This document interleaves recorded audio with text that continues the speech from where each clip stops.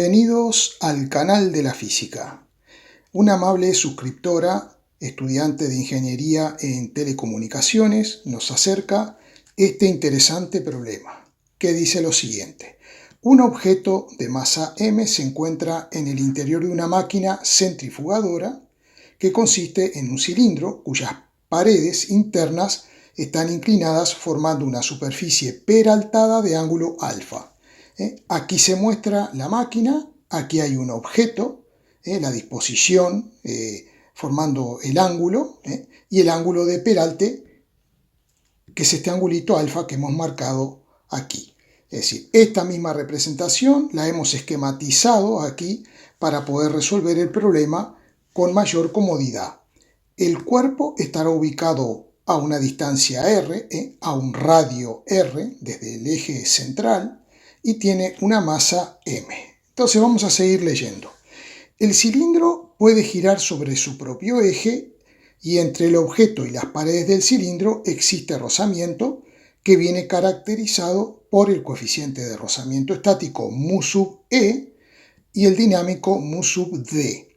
La distancia r entre el objeto y el eje de giro es lo suficientemente grande como para considerar despreciable los efectos de la curvatura de la superficie del cilindro. Es decir, la pared, la curvatura de la propia pared del cilindro, no la vamos a tener en cuenta, eso no va a influir. Es como si fuera una superficie plana sobre la que está apoyada un cuerpo que podemos considerar que es un cuerpo puntual.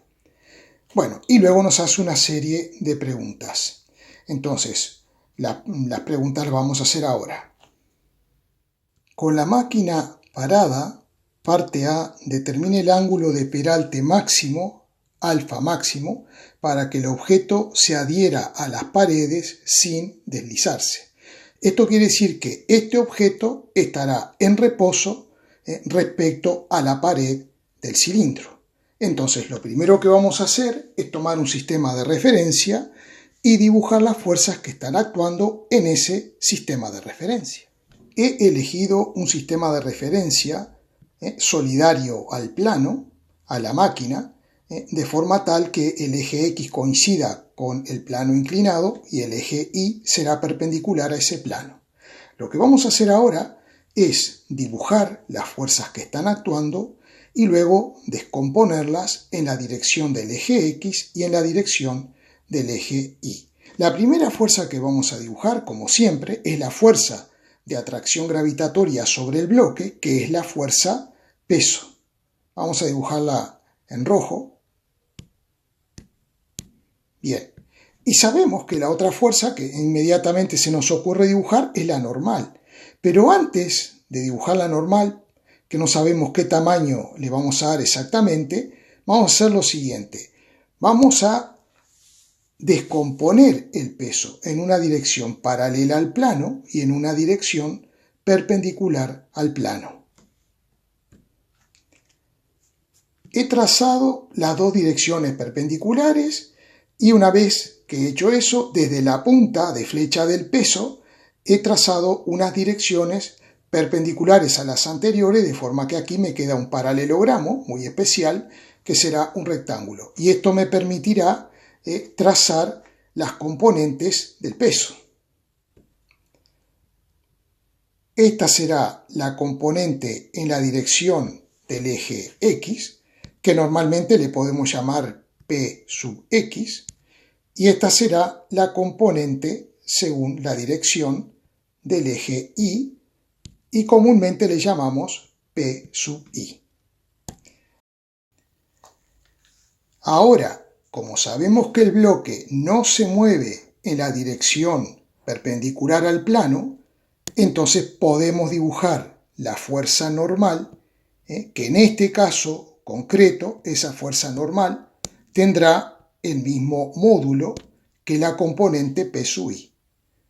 ¿Por qué? Porque el bloque no se mueve en esta dirección, por lo tanto la suma de las fuerzas, la suma vectorial de las fuerzas en esta dirección, tendrá que ser 0. Así que ya sabemos, el módulo de la normal será igual al módulo del peso I.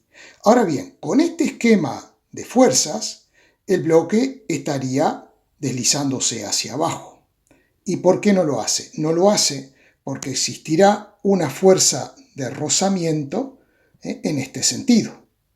Y esa fuerza de rozamiento será una fuerza de rozamiento de origen estático, F sub E, y tendrá el máximo valor posible que pueda tener la fuerza de rozamiento estática, la cual nosotros calculamos como mu por la normal. Es decir que la sumatoria de fuerzas en el eje X tiene que ser 0 y la sumatoria de fuerzas en el eje Y es 0, que es la condición tanto del principio de inercia como de la segunda ley de Newton, que es lo que vamos a aplicar ahora. De acuerdo a la segunda ley de Newton, podemos escribir que la sumatoria de las fuerzas será igual a la masa del bloque por la aceleración que experimenta el bloque, pero está en reposo. Si está en reposo, entonces la aceleración será igual a 0 y la sumatoria de fuerzas será igual a 0, o sea, el vector nulo. Esta sumatoria de fuerzas también la podemos escribir como sumatoria de fuerzas en el eje X más la sumatoria de fuerzas en el eje Y, y todo eso será igual a 0. Y de acá vamos a deducir que sumatoria de fuerzas en el eje X es 0 y sumatoria de fuerzas en el eje Y también serán 0. Vamos a escribir ahora esta sumatoria de fuerzas, usando para ello el vector unitario Y, o versor Y, que nos identifica el eje X. Entonces, como por ejemplo la fuerza de rozamiento apunta hacia las X que consideramos positivas, podemos escribir la fuerza de rozamiento de esta forma: Fe acompañada de I positivo, eso me está indicando que este vector es paralelo al eje X y apunta hacia las X positivas. Ahora, P sub X apunta en sentido contrario, por lo tanto, apunta hacia las X negativas y lo vamos a escribir así. Y esta suma me estará dando igual a 0. Entonces, ¿qué podemos hacer? Podemos hacer lo siguiente. Transponemos PXY hacia el segundo miembro y ahora lo que nos queda es que como tenemos la igualdad de dos vectores, los módulos tendrán que ser iguales. Es decir, que puedo escribir que el módulo de la fuerza de rozamiento estática es igual al módulo de P sub X. Vamos a poner por aquí, la fuerza de rozamiento estática la calculamos como el coeficiente estático de rozamiento por el módulo de la fuerza normal. Entonces, ¿ahora qué tenemos que hacer? Tendremos que buscar una expresión para Px y una expresión para la normal para poder seguir adelante con nuestro problema. Para eso vamos a fijarnos aquí en este triangulito.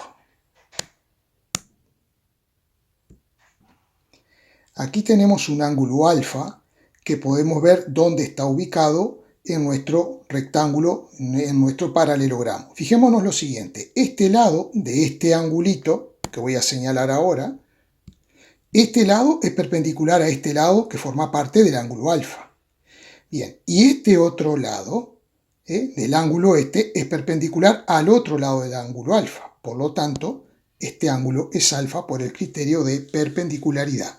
Cuando dos ángulos tienen sus lados respectivamente perpendiculares, esos ángulos son iguales.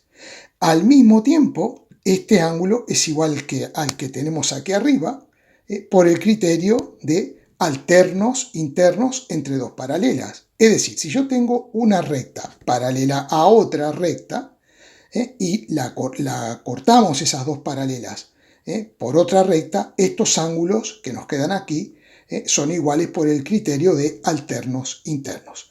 Por lo tanto, ya podemos establecer una relación. Si quiero calcular la normal, como tiene el mismo módulo que PI, calculo P sub I. ¿Y qué relación voy a aplicar en este triángulo rectángulo para calcular P sub I? Pues la relación trigonométrica coseno, porque lo que quiero calcular es el cateto contiguo o adyacente. Y luego, también necesito PI. Bueno, en este triángulo rectángulo, este cateto es el cateto opuesto al ángulo alfa. Por lo tanto, utilizaré la relación trigonométrica seno de alfa. Podemos escribir que el módulo de P sub I es el módulo del peso, que es m por el módulo de la aceleración gravitatoria, por el coseno del ángulo alfa. En este caso, notemos que los módulos de las fuerzas simplemente los estoy escribiendo al no ponerle una flechita arriba. No me gusta mucho esta notación, pero bueno, ya empezamos así y seguiremos así, no pasa nada. Muchos profesores lo escriben así. Quizás lo correcto sería escribir así. El módulo de la fuerza de rozamiento es el coeficiente estático por el módulo de la normal. Es decir, la normal, aunque escribamos su módulo, no deja de ser un vector. Por eso debería tener una flechita arriba y las dos barritas nos indican que estamos hablando del módulo, que será siempre una cantidad positiva. Pero bueno, vamos a seguir con esta notación, que también incluso aparece en muchos libros de física. Vamos a dejarlo así. Bien, sigamos adelante. Ya tengo P sub I, por lo tanto, ¿qué tengo? La normal. Entonces, esto es igual que la normal. Ahora bien, Px. Dijimos que Px, como es el cateto opuesto, íbamos a utilizar la relación seno. Entonces nos quedará m por g, que es la hipotenusa, que es el peso, multiplicado por el seno del ángulo alfa. Muy bien, ya tenemos Px, y calcular la fuerza de rozamiento simplemente será multiplicar el coeficiente por la normal. Y ahora vamos a aplicar esta igualdad con lo que hemos encontrado. Entonces podemos escribir coeficiente estático de rozamiento por la normal, que es m por g por coseno de alfa, y eso será igual a Px, que será igual a m por g por seno de alfa. Y ahora vamos a trabajar con esta expresión, así que voy a borrar lo que tenemos ahí arriba. Podemos simplificar m por g dividiendo ambos miembros de la igualdad por el producto m por g. Entonces nos queda coeficiente estático de rozamiento por coseno de alfa es igual al seno de alfa. Por lo tanto, coeficiente estático de rozamiento lo puedo escribir como el cociente entre seno de alfa y el coseno de alfa. Pero sabemos que el seno de un ángulo sobre el coseno del ángulo es igual que la tangente del ángulo. Como queremos calcular ese ángulo, podemos decir que el ángulo será igual al arco tangente del coeficiente estático de rozamiento. O también podemos escribirlo así, tangente a la menos 1 del coeficiente estático de rozamiento. Y hemos terminado la parte A.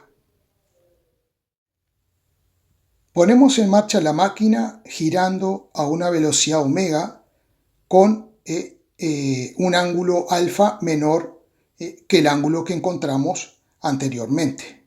Entonces, si el ángulo es menor, evidentemente no va a estar deslizando, porque habíamos calculado el ángulo para el cual esto no deslizaba, ¿verdad? Estando esto en reposo. Ahora bien, dice, parte B, si no existiera rozamiento, determine la velocidad de rotación omega 0 para que el objeto no deslice. Ahora no tenemos fuerza de rozamiento. Entonces, si miramos este dibujo desde arriba, veremos el objeto girando junto con el cilindro ese, con el cono, con un movimiento circular uniforme. Esta flecha indica el sentido de giro, por ejemplo. Y entonces, en ese instante del dibujo, el objeto tendrá una cierta velocidad tangencial, que podemos llamarle v, simplemente, y por tanto también tendrá una velocidad angular que le vamos a llamar omega. Le vamos a llamar omega sub 0. Ahora sí, de acuerdo a lo que nos dicen en la parte B, que es la que intentamos resolver. Pensemos lo siguiente. Si el cono está girando con movimiento circular uniforme, cada punto del cono experimenta una fuerza centrípeta hacia el centro. Pero estoy hablando de los puntos del cono, no estoy hablando del bloque. Entonces, vamos a ver lo siguiente. Un punto de la pared del bloque donde está ubicado el bloquecito, un punto de la pared del cilindro, perdón, del cono donde está ubicado el bloquecito, experimenta una aceleración que será una aceleración centrípeta.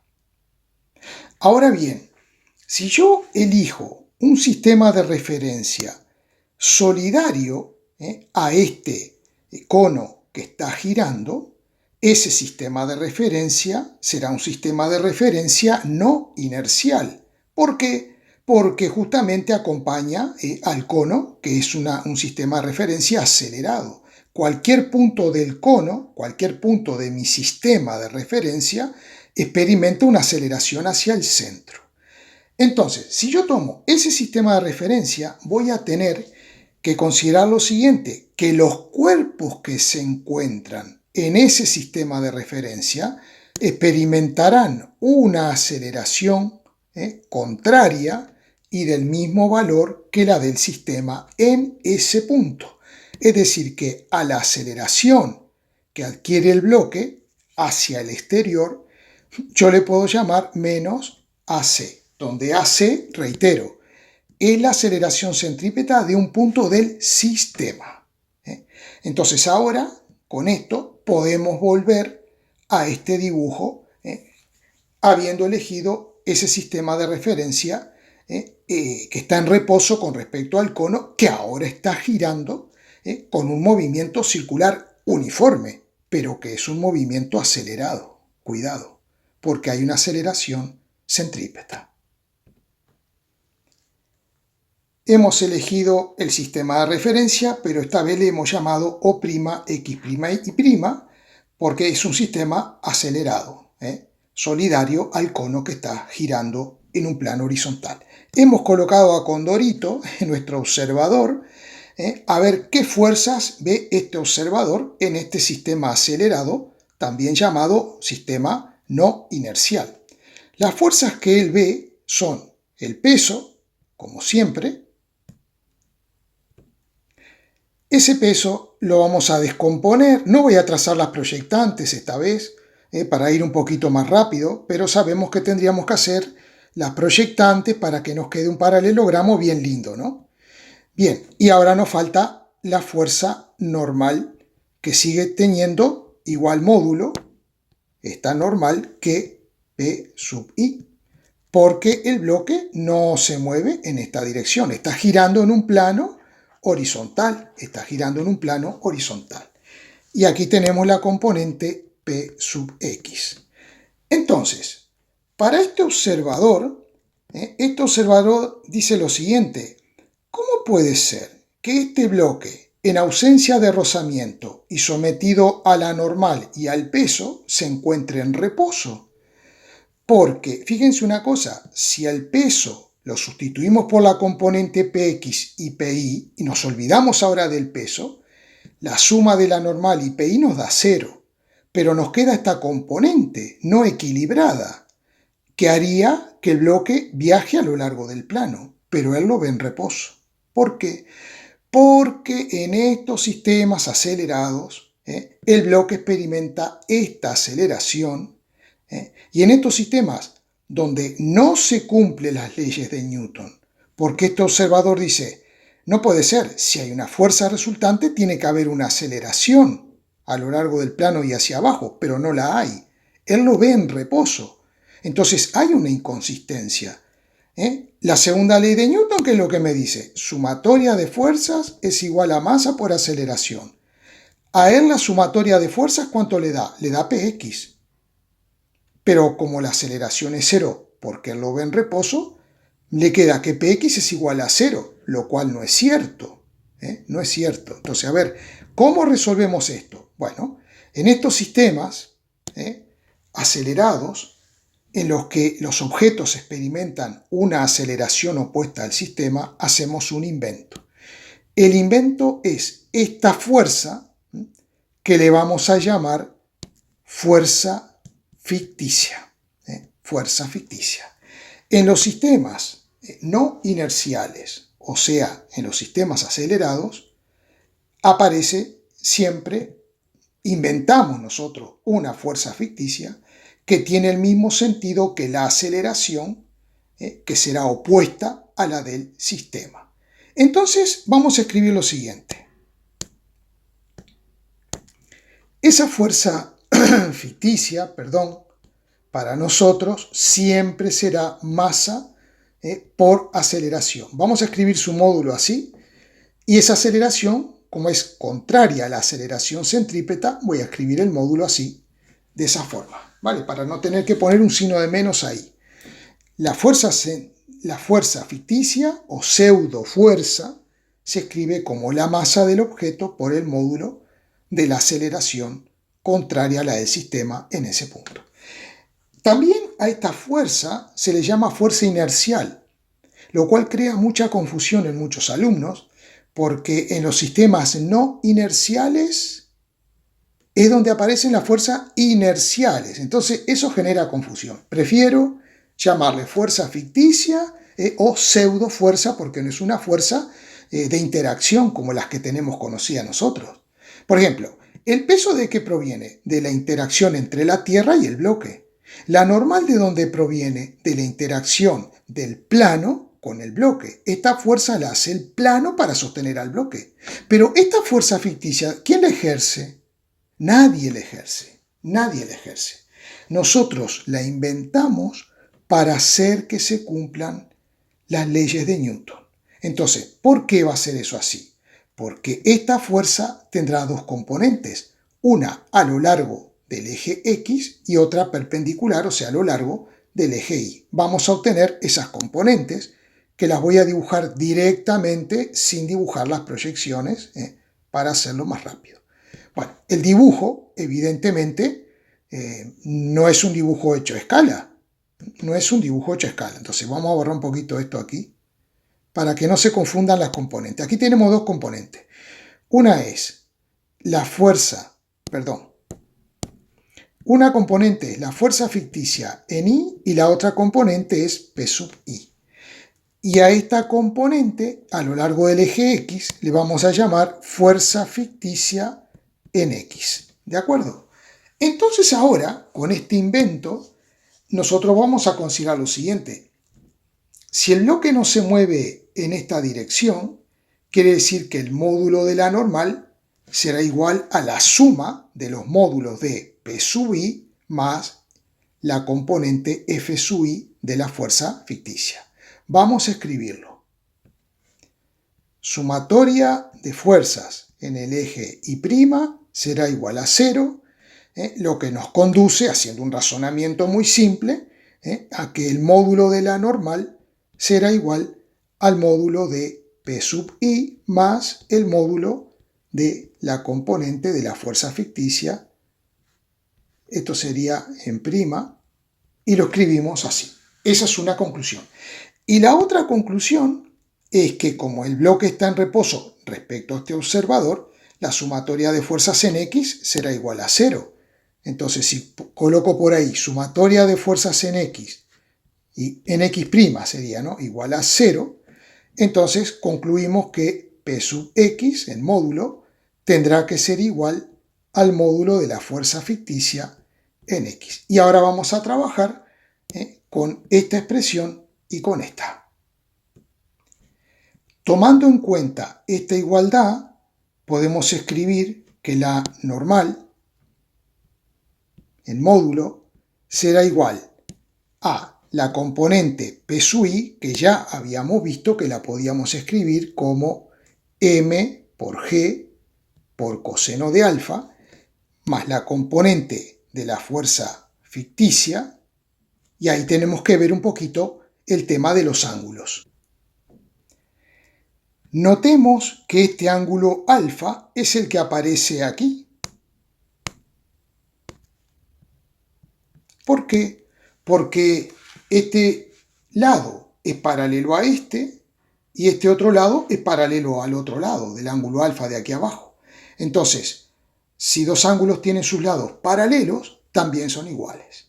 O sea, si los ángulos tienen sus lados respectivamente perpendiculares, son iguales, y si tienen sus lados respectivamente paralelos, también son iguales. Entonces aquí tengo un rectángulo, y entonces puedo plantear que esta componente de la fuerza ficticia en el eje Y' es igual que este lado que aparece aquí. Por lo tanto, utilizaremos el seno porque se trata del cateto opuesto. También podríamos habernos dado cuenta que este es el ángulo alfa. ¿Por qué? Porque esta recta es paralela a esta recta y dijimos que si dos rectas paralelas son cortadas por una recta, estos ángulos son iguales por el criterio de alternos internos. Entonces, entre dos paralelas, si quiero calcular este cateto opuesto, que es la componente f ficticia en I', utilizaré el seno. ¿Sí? Analice como lo analice, llego a la misma conclusión. Entonces voy a poder escribir, siguiendo con nuestro razonamiento, lo siguiente. Aquí vamos a sumar, que sería la fuerza ficticia, el módulo, ¿verdad?, multiplicado por el seno del ángulo alfa. Y ahí obtenemos la componente en I' de la fuerza ficticia. Bueno, eso lo dejamos ahí por ahora. Y ahora vamos a esta expresión. Px, que era el cateto opuesto al ángulo alfa, habíamos visto que Px lo podemos escribir como m por g por el seno de alfa. Y, por otro lado, eso lo tenemos que igualar a esta componente, que como es el cateto contiguo al ángulo alfa, lo escribiremos como fuerza ficticia por el coseno del ángulo alfa. Y seguimos, escribimos otra vez todo de nuevo, pero la fuerza ficticia la sustituimos por la masa, por el módulo de la aceleración centrípeta, por el coseno del ángulo alfa. Podemos simplificar la masa y teniendo en cuenta que la aceleración centrípeta se puede calcular como la velocidad angular al cuadrado multiplicada por el radio, en nuestro caso omega es omega sub 0, podemos hacer la sustitución aquí. Entonces nos quedará seno de alfa va a ser igual a la aceleración centrípeta omega 0 cuadrado por r por el coseno de alfa. Y nos piden calcular omega 0. Pasamos dividiendo coseno de alfa y seno sobre coseno, sabemos que es tangente de alfa. Tangente de alfa, me he comido la g, aquí me he comido la g, vamos a ponerla aquí, vale, he dividido esto entre r, eso sería omega 0 al cuadrado. Si aplico raíz cuadrada a ambos lados del signo igual, se me va la raíz cuadrada con el cuadrado, y entonces de este lado me va a quedar simplemente, me va a quedar aquí omega 0. Y esto coincide con el resultado que tenemos aquí. O sea que nos quedaría ahora hacer la parte C. Vemos que no hay una respuesta para la parte C. Y la parte D. Tengamos en cuenta para esta parte que la fuerza ficticia siempre la escribimos como la masa por la aceleración centrípeta. Y eso lo escribiremos como omega cuadrado por r. Por lo tanto, nos queda que la fuerza ficticia es la masa del objeto por el módulo de la velocidad angular al cuadrado, con la que gira la máquina, multiplicada por el radio r de giro. Ahora bien, ¿qué sucede si, como se dice aquí, omega es mayor que omega sub 0? Omega sub 0 era la frecuencia angular, o velocidad angular, mejor dicho, para la cual el cuerpo se mantenía en reposo relativo respecto a este sistema de referencia, ubicado en el propio cono ese que está girando. Vamos a ver, al aumentar la omega, la velocidad angular, aumentará la aceleración centrípeta del sistema. Por lo tanto, aumentará la aceleración hacia afuera que experimenta el objeto. Eso hace que la fuerza ficticia vaya aumentando. Si la fuerza ficticia aumenta, esta componente se hará mayor que P sub X. Por lo tanto, como esta componente se hace mayor que P sub X, existirá una fuerza de rozamiento en este sentido, que la voy a dibujar así exageradamente grande. Existirá una fuerza de rozamiento en ese sentido. ¿Por qué? Porque si esta componente de la fuerza ficticia en X es mayor que el peso en X, el bloque tenderá a subir y por tanto la fuerza de rozamiento tendrá sentido opuesto al movimiento que quiere tener el bloque. Entonces, para omega mayor que omega 0, vamos a dibujar aproximadamente las fuerzas. Tendríamos el peso con sus componentes, P sub I, P sub X. Recuerden que esto hay que hacerlo bien con las proyecciones para que quede un rectángulo perfecto. Luego tendríamos la normal. El bloque sigue sin moverse en dirección en esta dirección del eje Y', por lo tanto la normal seguirá siendo igual que el módulo de P sub I. Y luego tendremos la fuerza ficticia, que tendrá ahora una componente mayor que P sub X. Esa será la componente, y luego tenemos P sub X, y ahora tenemos la componente de la fuerza ficticia en el eje Y', que se quedará así.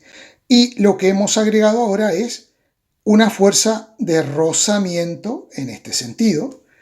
Esta fuerza de rozamiento la ejerce el plano sobre el bloque. Entonces, vamos a ponerle nombres a esa fuerza. Este sería el peso. Aquí tendríamos P sub I, tendríamos la componente en I de la fuerza ficticia. Esta es la fuerza ficticia también. Luego, esta sería la fuerza ficticia según X, la normal. Y aquí tendríamos Px y la fuerza de rozamiento, que yo le voy a llamar F, simplemente así. Y ahí quedaría el diagrama de fuerzas, porque no tenemos más elementos para dibujar con mayor precisión esta fuerza, porque no conocemos el valor real de la omega. Así que ahora podemos hacer ya la parte D. También con rozamiento. Determine la velocidad angular, omega máxima, por encima de la cual, bueno, omega sub m, vale, omega máxima, si es verdad, por encima de la cual el objeto empezará a deslizarse. Es decir, que con este esquema de fuerzas que habíamos dibujado en la parte C, tenemos que determinar el valor de omega para que este bloque prácticamente empiece a deslizar hacia ¿dónde? Hacia arriba, hacia arriba. Bien, pero todavía no está deslizando. Esa es la cuestión. Todavía no está deslizando. Por lo tanto, aún el bloque se mantiene en reposo con respecto al plano. De manera que, ¿qué es lo que va a ocurrir? Que la sumatoria de fuerzas en el eje X tendrá que ser 0. Por lo tanto, esta componente de la fuerza ficticia en el eje X tendrá que ser igual a la suma de Px más la fuerza de rozamiento. Y luego, en el eje Y, ya sabemos, no hay movimiento en este eje, por lo tanto, la normal, el módulo, será igual al módulo de Pi más la fuerza ficticia en I. Ya sabemos el tema de los ángulos, porque lo hemos visto ya infinidad de veces. Vamos a dibujarlo, eso ya lo sabemos de antes. Aquí tenemos el ángulo alfa, que también lo tenemos aquí, y también lo tenemos por ahí arriba. Y esas componentes ya las hemos calculado varias veces. Entonces vamos a partir colocando que la sumatoria de las fuerzas según el eje X' será igual a 0. Entonces, razonando, nos damos cuenta que el módulo de la fuerza ficticia en X, que lo voy a escribir de esta forma, será igual al módulo de Px más la fuerza de rozamiento F. La fuerza ficticia en X ya la habíamos escrito. Es la fuerza ficticia que es masa por la aceleración que viene a ser esta omega sub m que nos están pidiendo al cuadrado por r, y todo por el coseno de alfa porque quiero calcular la componente en X. Quiero calcular esta componente. Bueno, esto ya lo habíamos hecho. Y ahora eso tendrá que ser igual a Px, que habíamos visto ya, que es m por g por el seno del ángulo alfa, más la fuerza de rozamiento, cuyo módulo lo puedo escribir como el coeficiente estático, porque todavía el bloque está en reposo, por la normal. Bien, la normal no la tengo, pero puedo analizar las fuerzas en el eje Y. Y entonces sabemos que sumatoria de fuerzas en el eje Y' es igual a 0. Y esto nos llevará a que el módulo de la normal será igual al módulo de la componente en Y del peso, que ya la habíamos calculado como m por g por coseno de alfa, más la componente en Y de la fuerza ficticia, que como es igual que este cateto, que ya lo habíamos visto, esto es igual que este cateto opuesto, empleábamos el seno y poníamos que es la fuerza ficticia por el seno del ángulo alfa. Y ahora voy a escribir todo de nuevo, pero haciendo lo siguiente. En vez de la fuerza ficticia, voy a poner lo que tenemos ahí arriba. O sea, la fuerza ficticia, dijimos que es m por omega máximo al cuadrado por r, pero esta vez nos queda multiplicada por, el seno por el seno del ángulo alfa. Bien, y ahora tendríamos que sustituir esta normal aquí. Entonces, voy a quitar todo esto porque si no, no tenemos espacio en la pantalla. Partiendo de nuestros resultados, vamos a sustituir la normal, que es esta expresión, y nos queda esta igualdad que vemos ahí. La normal es todo esto que aparece aquí. Bien, ahora multiplicada por el coeficiente de rozamiento. Vemos que la masa aparece en todos los términos, por lo tanto si yo divido ambos miembros de la igualdad entre m, me quedarían cada uno m entre m, m entre m, entre m, entre m, eso me da 1, ¿verdad? Entonces la masa se simplifica. Bien, ¿qué me queda? Me queda omega al cuadrado por r por el coseno, y luego aquí coeficiente estático por omega al cuadrado por r por seno, que lo voy a transponer ya al primer miembro con signo negativo. Y de este lado, ¿qué me queda? G por seno de alfa más el coeficiente estático por G por el coseno de alfa. Ahora, ¿qué voy a hacer? Sacar factor común, omega máxima al cuadrado, que es lo que yo quiero calcular.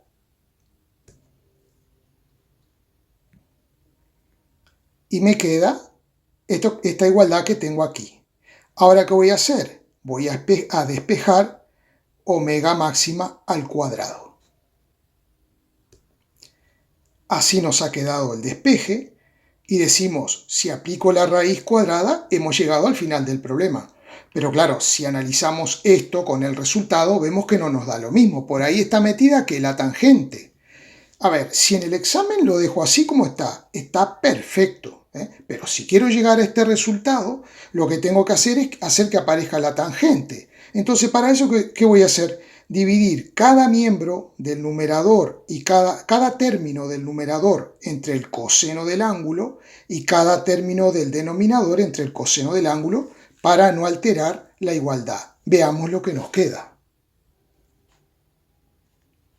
Ahí lo tenemos. Hemos dividido cada término de esta igualdad que teníamos aquí abajo entre coseno de alfa. Y por tanto, vamos a tener que seno de alfa sobre coseno de alfa es tangente de alfa. Aquí coseno sobre coseno nos daría 1, que ni lo pongo. Aquí en el denominador, coseno sobre coseno también nos da 1. Y aquí seno sobre coseno nos va a dar también tangente de alfa. Por lo tanto, llegamos a la expresión final siguiente. Despejando omega, como está al cuadrado, ponemos la raíz cuadrada. Arriba tenemos g y g, que la sacamos como factor común. Nos queda g multiplicada por tangente de alfa, dentro de un paréntesis, más mu estático, por nada, por g que está fuera. Y en el denominador sacamos r de factor común y nos queda 1 menos el mu estático por la tangente. Y hemos terminado el problema. Bueno, lo único que les voy a pedir es, ya que he dedicado este tiempo, si aún no te has suscrito al canal, suscríbete al mismo, pinchando ahí el cuadradito rojo o dándole a suscribirse, y activando las notificaciones para cada vez que suba un vídeo, tú puedas enterarte.